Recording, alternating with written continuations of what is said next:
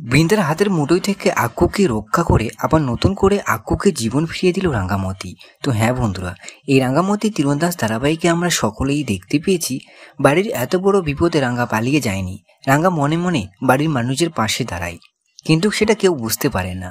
সবার চোখে আড়াল করে রাঙ্গা একটা প্ল্যান তৈরি করে।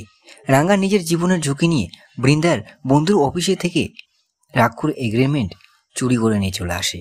তো হ্যাঁ বন্ধুরা, এইদিকে আক্কু ভুল করে নিজেকে ক্ষমা অযোগ্য মনে করে, নিজেকে শেষ করতে যায়।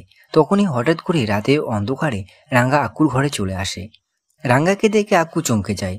তবে রাঙ্গার জন্য আক্কু এই বিপদের হাত থেকে রাঙ্গা নিজের হাজবেন্ডকে বাঁচিয়ে নেয়। তো বন্ধুরা, এইদিকে আক্কু রাঙ্গার কাছে ক্ষমা চাইবার সুযোগ পায়। তবে কি রাঙ্গা নিজের হাজবেন্ডকে ক্ষমা করবে? তো বন্ধুরা, আপনাদের কি মনে হয়? আপনাদের মতামত কমেন্ট বক্সে অবশ্যই জানাবেন। আর আরও সব এমনই মূল ধারাবাহিক দেখতে হলে, জানতে হলে চোখ রাখুন শুধুমাত্র স্টার জলসার পর্দায়। সাথে এমনই আপকিং ভিডিও পেতে হলে আমাদের এই ইউটিউব চ্যানেলটিকে সাবস্ক্রাইব করতে কিন্তু একদমই ভুলবেন না।